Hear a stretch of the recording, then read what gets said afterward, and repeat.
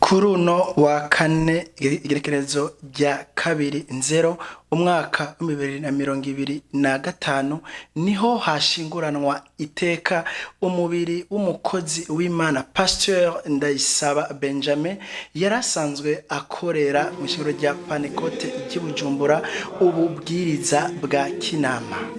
Uyo mukozi w'Imana akaba yari yarangije urugendo rwiwe ngo hano ku isi igerezo rya 2025 ku munsi wa Noel, aho umubiri we waciye ujanwa mu buruhukiro kuri Hôpital Militaire do Kamenge. Uno munsi rero mu gatondo niho ibikorwa byatangurira hariya mu Kamenge. Inyuma yaho bakaba baciye batwara umubiri nk'umugirwa uhora ugigwa kwishengero rya Pentecote ry'Ibujumbura ku Nahangwa. Umwungere wa mbere w'ishengero rya Pentecote ry'Ibujumbura Reverend Pasteur akaba yavuze ibitari bike kuri Pasteur Ndayisaba Benjamin. Numuntu kuva atangura gukora arinza ashengera atagira dosiye nimwe ngaha mu gitabo ca misiyoni.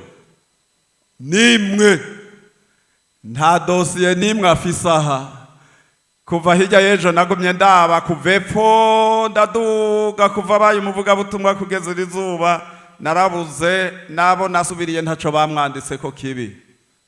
Nagomba mbarira abanyakinama mureme, ariko ndabafite yiganuke. Umviriza, ku munsi wa nyuma Bibiri ivuga ngo hariho umumenja w'imperera azociga urubanza. Ninde? Ni rupfu, si Satani, ni rupfu. Kuko urupfu ruzogarukana abapfuye, n'inzoya zizogaruka zihagarare imbere y'abazikoroye canke y'abazishe. N'ikiyaga murabona ingene gisuburiranya kizosevya baduge baje habona. Umuntu wese ahagarara imbere y'intebe y'Imana. Inyuma yaho ibikorwa vyaciye bibananiriza akumpanda mu itongo ry'abapfuye, aho radio ubutumwa bw'amahoro na Nema TV byagumye bikurikirana ivyo bikorwa, ndetse abakirisu bakaba batuganiriye ibitari bike bari basanzwe bazi kuri Pasteur Ndayisaba Benjamin. Mwebwe mwakiriye gute urupfu rwiwe? Byaduciye umutima, turababara cyane kuko twari twamanya tubwiye amajambo y'Imana, yongera anaduhanura atwigisha yuko twoguma imbere y'Imana. Ari jambo nibuka cyane ivyangumye mu mutwe, ego haro byinshi byaramaze kutubwa. Nkabona cyane ko umuntu yabona ari umunyarukundo yatanga umunezero muri make, twaba twisanzuye tubona ari umurongozi wacu yaturyohera gose. Mugandibuka ijambo yahereje ko gusoma kuri uwo munsi wa Noel, ijambo riri muri Zaburi ya 2 ku murongo wa 12 rivuga ngo mugumbire ujya mwana ntarake, ngo kuko ngo uburake bwo gufa buziriringa mugahonera mu bugaragwa.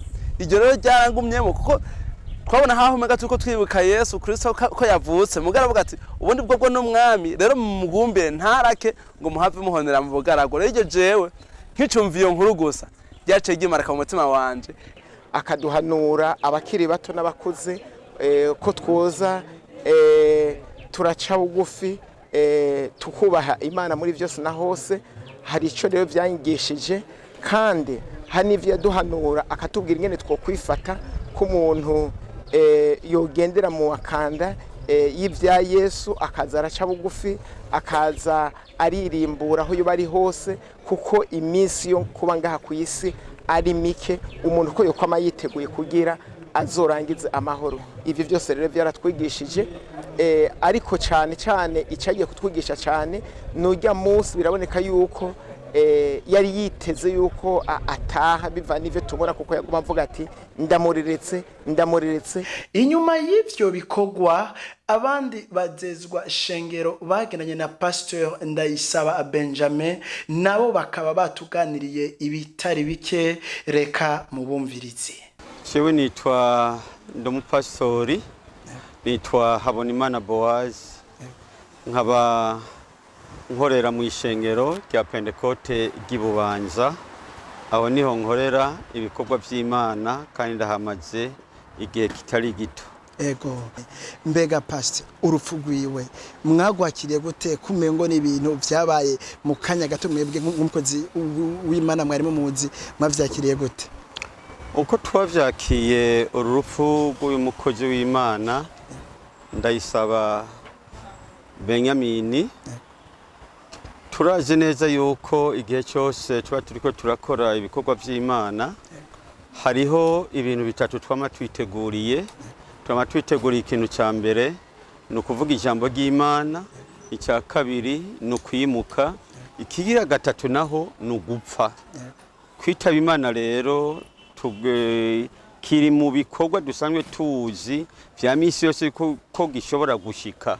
Ibyo rero twaravyakiye tumaze kumva bibaye, ntako twabifashe uko nyene kw'Imana yamuhamagaye. Ego, umwungere wa mbere w'ishengero ry'Ibujumbura rya Pentecote, Reverend Pasteur Onesphore Rukuririkanya, akaba yagize ati yari umukozi mwiza, aho atakintu tubona kuri we yaba dose canke ikindi. Mbega Pasteur, mweho mu bivuko kimweho nk'umuntu bagendanye na Pasteur Benjamin, nicaye ikintu mwoba mwari muziko? Murakoze cyane.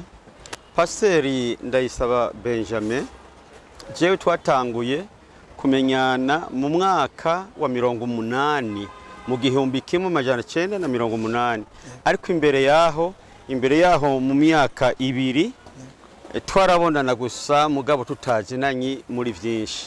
Icyo rero noshobora kuvuga narinda muziko kuva muri iyo myaka y'1980 naramubona ari mu bubwiriza bw'Imurambi ahantu ku Muyaga, nanje nari ahantu bita ku Magara. Muga tukagira igikorane tukagikorera hamwe ahantu bita Imurambi. Kuva ico gihe rero nagenda mubona nk'umukozi w'Imana, kuva igihe yasengerwa nanje nkaja mu bikorwa, nabona yuko ari umuntu w'umwizigirwa. Muri iyo myaka yose rero twarabana hamwe tukaganira, tukavugana ivy'ibikorwa by'Imana n'ingene bimeze. Ico novuga kuri we mu byo kuri yari umuntu yitaho ibikorwa by'Imana, kandi yari umuntu akunda cyane gose kuba hafi y'ishengero ry'Imana. Je nitwa Pasteur Sindakira Augustin, nkaba nkorera ibikorwa by'Imana mu bwiriza bw'ishengero rya Pentecote bumwe rya Bujumbura bwitwa Kamenge. Pasteur Benjamin ndamuzi kuva mu mwaka w'1982. Aho niho jewe natanguye kumumenya neza, kuko jewe ico gihe nari umuririmbyi, hama nawe yari umuvugabutumwa. Abavugabutumwa bacu bari baturogoye mu bubwiriza bwa Murambi na Muyaga. Hanyuma rero uko ndamuzi Benjamin, ndamuzi nk'umukozi mwiza. Mu by'ukuri nuko ari igikorwa c'Imana no kuja mu ijuru, nari kuvuga yuko duhomvye umukozi, ariko umukozi yagondotse ntituba duhomvye, agiye mu nzira nziza baruhutse. Benjamin umukozi wacu yadukoreye nka twebwe nk'abakristo b'ico gihe, hama mu nyuma turakorana. Benjamin ndamubona ansanze aha ku misiyoni ya Bujumbura, nanje namaze kumuvuga butumwa mu mwaka w'1989. Ico gihe niho mu mpera zawo niho yaba umuzezwa shengero, narahanyene nari muvuga butumwa hanyene ku Ntahangwa. Urumva rero ndamuzi cyane iyo myaka yose, murumva ko ari imyaka itari mike tugendana. Sinibe byonyine gusa, twarigeze no guca tukatuba mu gisagara kimwe, turabana mu gisagara cyo aha muri Rumonge y'ubu Magara. Ari umukozi w'Imana, umuntu mwiza cyane, afise imibano myiza. hanyuma mu nyuma araza kurira mu Kinama, nanjye nkaba ndi mu Kamenge. Murumva yuko twamana twakorera hamwe, twarafashanya ibikorwa byinshi cyane, kuko nkande uko yari yarantanze mu gikorwa, yari umuhanuzi wanje kandi mwiza cyane, yampanura neza nyene nkuko nyene ankurira mu gikorwa. Hanyuma mu by'ukuri ko atasha amahoro gusa byaratunezereye, kuko agiye amahoro, atwe bagiye baragwana. Nico ndamuzi ko Pastor Benjamin. Jewe nitwa Buhwibirandare, nkaba ndi umwe mu bapastori bakorera mu bwiriza bwa Kinama Mary. Ibyo nzi nuko mu mutima wanje numva yuko yarangije neza nk'umukozi w'Imana. Kandi ikindi no kongera ko by'ukuri twarakoranye, kandi yari umuntu w'urutonde rwiza, kandi yari umuntu akerebutse, nta kantu na kimwe yarekera iruhande ngo gagende ipembe ntoya. Ibintu byose yabikora neza kandi bikagenda neza. Kandi nahora ndamubona kweri, ndamubona ko ari umukozi w'umwizigirwa w'umwete akomeye cyane. Nive ndamuzi ko none Imana imwakire mu bwami bwawe. Ico no hanura rero nk'ishengero yakorera nuko ahanini bo kwipfuza kuzokongera kumubona, kugira ngo rero bamubone nuko batunganije imitima, kandi tugano yuko muri bo hatuba mwinjyane ngo hagire baja gusubiranamwo bibaza ngo byagenze uko nta muntu apfa Imana itamurekuye. Bakwiye kumva ibyo kuko mu ijuru, kandi padiri nawe yavuze ngo twese tuzopfa nta numwe azorusimba, nta upfa kubwiwe, dupfa kuko Imana ivyemeye. Murakoze cyane. Ikintu twovuga kubijanye n'ico twobwira abantu bariko baratumviriza, mu by'ukuri ikintu kimwe tuzi nuko hano ku isi si wacu. Ni ngombwa umuntu arakora ibikorwa by'Imana, mugahagera igihe akarangiza ibikorwa byiwe ariko arakora. Icyo twagomba rero tuvuge mu by'ukuri, abantu nibareme, abari bamuzi nibareme, bahumure. Icya kabiri nicyo twobwira ishengero yararongoye, nibahumure, bareme umukozi w'Imana uko twari tumuzi. Turazi neza ko yari umukozi w'Imana, yitaho iby'Imana, kandi yitaho ishengero ry'Imana, kandi yitaho n'ishengero yararongoye. Icyo nicyo twababwira, bareme bahumure, umukozi w'Imana araruhutse ibikorwa bya hano mu isi. Tuvuga muri aka kanya ku ishengero rya Pentecote ryo mu Kinama. Novuga yuko ishengero ryo mu Kinama ryorema cyane.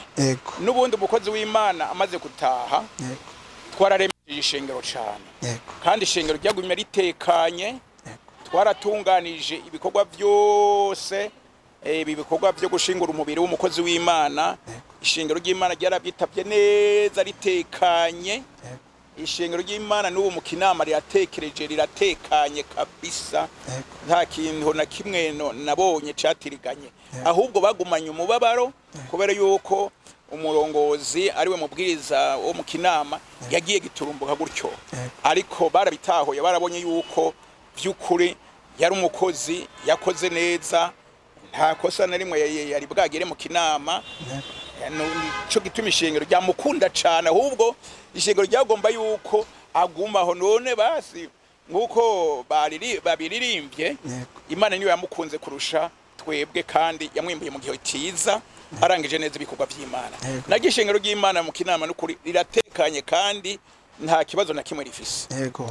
Wewe uriko uradukwikirana, reka ndakubwire nti pastor wewe yamaze kujabuka, wewe yaragiye kera, ariko ubu ikibazo ni wewe tunganya ubuyingo bwawe. Umunsi ni saha, ntawuzi umunsi ni saha, umunsi wiwe ugeze, umuntu aragenda. Sima gusa umuntu ngo agware canke agire isanganya, oya, ariko hageze umuntu aragenda. Pastor, reka ndabashimire uyu mwanya mushoboye kuduhereza pastor. Murakoze cyane. Murakoze mwami Imana bahezage. Nawe wari kumwe natwe, reka ndagushimire wowe mukunzi wa radio ubutumwa bw'amahoro na Neema TV. Mvuge nti Imana yo mwijuru ibane namwe. Murakoze.